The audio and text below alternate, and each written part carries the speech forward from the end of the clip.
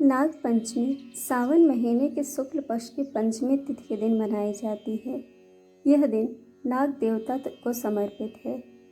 पौराणिक काल से ही सर्पों को देवताओं की तरह पूजा जाता है। माना जाता है कि नाग की पूजा करने से सांपों के डसने का भय समाप्त हो जाता है। भगवान भोलेनाथ के गले में भी नाग देवता लिपटे हैं। धार्मिक मान्यता के अनुसार नाग पंचमी के दिन नाग देवता की आराधना करने से भक्तों को उनका आशीर्वाद प्राप्त होता है और कई अन्य प्रकार के भी शुभ फल प्राप्त होते हैं। इस दिन महिलाएं अपने भाई तथा परिवार की खुशहाली के लिए प्रार्थना करती हैं, नाग देवता की पूजा करती हैं और उन्हें दूध अर्पित किया जाता है। नाग पंचमी के दिन जिन नाग देवताओं की पूजा की जाती है वो इस प्रकार हैं: वासुकी, कालिया, शेषनाग, कारकोटक, मणिभद्रक, धृतराष्ट्र, संघपाल, तक्षक आदि। नाग पंचमी की पूजा की तैयारी एक दिन पहले ही शुरू हो जाती है। चौथ के दिन चना, बाजरा, मूंग, मोठ आदि भिगो दिया जाता है। पूजा वाले दिन भोजन भी चौथ के दिन ही बना लिया जाता है। पूजा के बाद यह ठंडा भोजन खाया जाता है। आइए जानते हैं नाग पंचमी की पूजा विधि। सुबह जल्दी उठकर घर की सफाई और स्नान आदि करके स्वच्छ वस्त्र पहने, दीवार पर गेरू पोतकर पूजा करने का स्थान बनाएं। कच्चे दूध में कोयला घिसकर उसमें गेरू से बने स्थान पर घर जैसी आकृति और उसके अंदर 5 फन वाले नाग देवता की आकृति बनाएं, अथवा घर के दरवाजे के दोनों तरफ 5 फन वाले नाग देवता की आकृति बनाएं। नाग देवता बनाने का एक अन्य तरीका यह है कि एक रस्सी में 7 गांठ लगा लें। इसे पाटे पर रखकर उसकी पूजा की जा सकती है। अब यदि संभव हो तो नाग की बमई पर 1 कटोरी दूध चढ़ाकर पूजा करें। बमई ना हो तो दीवार पर बने या पाटे पर विराजे नाग देवता की पूजा भी की जा सकती है। पूजा के लिए रोली अक्षत से टीका करके मूली, पुष्प, गंध आदि अर्पित करें। भीगा अनाज, धान, खीर, दुर्वा, खीर या दूध, मिठाई आदि अर्पित करें। इसके बाद नाग पंचमी की कथा सुने, आरती करें।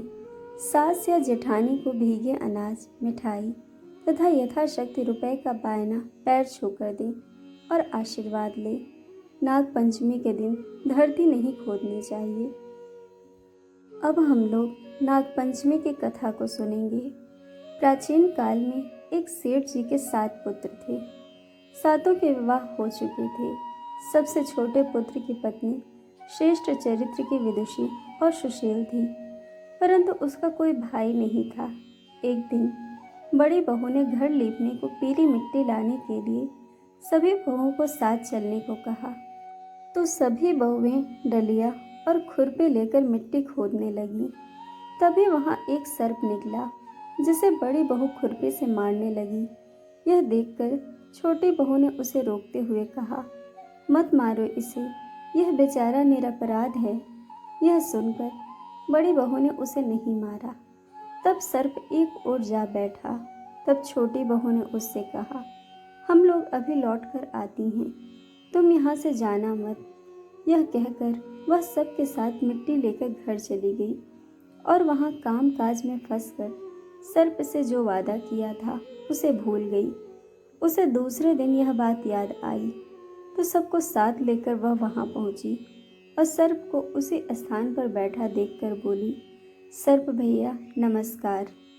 सर्प ने कहा, तू भैया कह चुकी है, इसलिए तुझे छोड़ देता हूँ, नहीं तो जो झूठी बात कहने के कारण तुझे अभी डस लेता। वह बोली, भैया मुझसे भूल हो गई, उसकी क्षमा मांगती हूँ। तब सर्प बोला, अच्छा तो आज से मेरी बहन हुई और मैं तेरा भाई हुआ, तुझे जो मांगना हो मांग ले। वह बोली, मेरा कोई भाई नहीं है, अच्छा हुआ जो तू मेरा भाई बन गया। कुछ दिन व्यतीत होने पर वह सर्प मनुष्य का रूप रखकर उसके घर आया और बोला कि मेरी बहन को भेज दो। सब ने कहा कि इसके तो कोई भाई नहीं था। तो वह बोला, मैं दूर के रिश्ते से इसका भाई हूँ।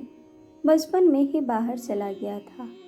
उसके विश्वास दिलाने पर घर के लोगों ने छोटी बहू को उसके साथ भेज दिया।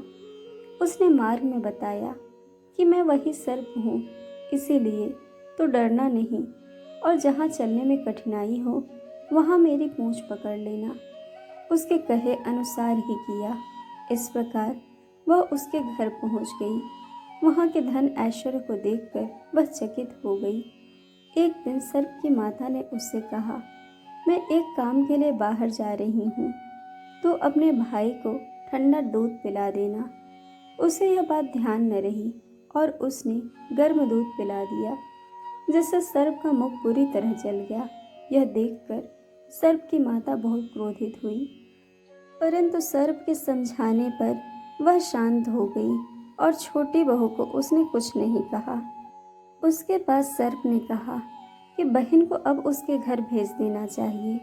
तब सर्प और उसके माता ने उसे बहुत सा सोना चांदी, जवाहरात, वस्त्र, आभूषण आदि देकर उसके घर पहुंचा दिया।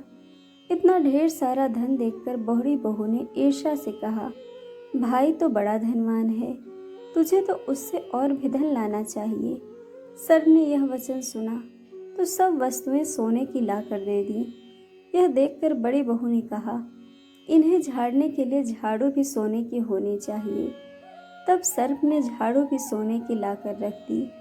सर्प ने छोटी बहू को हीरा मणियों का एक अद्भुत हार दिया।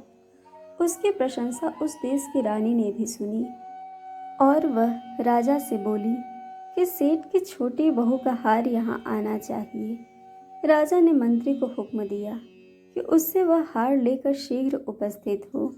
मंत्री ने सेठ जी से जाकर कहा कि महारानी जी को छोटी बहू का हार चाहिए, वह उससे लेकर मुझे दे दो। सेठ ने डर के कारण छोटी बहू से हार मंगवा कर दे दिया। छोटी बहू को यह बात बहुत बुरी लगी। उसने अपने सर्प भाई को याद किया और उसके आने पर उससे प्रार्थना की कि भैया, रानी ने हार छीन लिया है, तुम कुछ ऐसा करो कि जब वह हार उसके गले में रहे तब के लिए सर्प बन जाए, और जब वह मुझे लौटा दे तब हीरो और मड़ियों का हो जाए। सर्प ने ठीक वैसा ही किया। जैसे ही रानी ने हार पहना वैसे ही वह सर्प बन गया। यह देखकर रानी चीख पड़ी और रोने लगी। यह देखकर राजा ने सेठ के पास खबर भेजी कि छोटी बहू को तुरंत भेजो। सेठ जी डर गए और राजा न जाने क्या करेगा। यह सोचकर स्वयं छोटी बहू को साथ लेकर उपस्थित हुए। राजा ने छोटी बहू से पूछा, तूने यह क्या जादू किया है? मैं तुझे दंड दूंगा। छोटी बहू बोली, राजन, धृष्टता क्षमा कीजिए, यह हार ऐसा ही है कि मेरे गले में हीरो और मणियों का रहता है और दूसरे के गले में यह सर्प बन जाता है। यह सुनकर राजा ने वह सर्प बना हार उसे देकर कहा, अभी पहन कर दिखाओ। छोटी बहू ने जैसे ही उसे पहना वैसे ही हीरो मणियों का हो गया। यह देखकर राजा को उसकी बात का विश्वास हो गया और उसने प्रसन्न होकर उसे बहुत सी मुद्राएं पुरस्कार में दी। छोटी बहू अपने हार और इन मुद्राओं सहित घर लौटी। उसके धन को देखकर बड़ी बहू ने ईर्ष्या के कारण उसके पति को सिखाया कि छोटी बहू के पास न जाने कहाँ से धन आया है। यह सुनकर उसके पति ने अपनी पत्नी को बुलाकर कहा, ठीक ठीक बता दो कि यह धन तुझे कौन देता है। तब वह सर्प को याद करने लगी। उसी समय सर्प वहां प्रकट होकर कहा, यदि मेरी धर्म बहन के आचरण पर संदेह कोई प्रकट करेगा तो मैं उसे खा लूँगा। यह सुनकर छोटी बहू का पति बहुत प्रसन्न हुआ और उसने सर्प देवता का बड़ा सत्कार किया।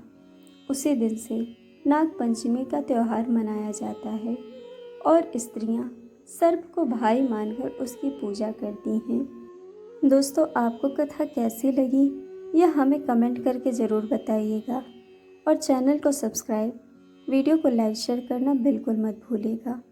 वीडियो देखने के लिए आप सभी का बहुत बहुत धन्यवाद। जल्द मिलेंगे एक और नए वीडियो के साथ। नाग पंचमी की आप सभी को बहुत बहुत शुभकामनाएं।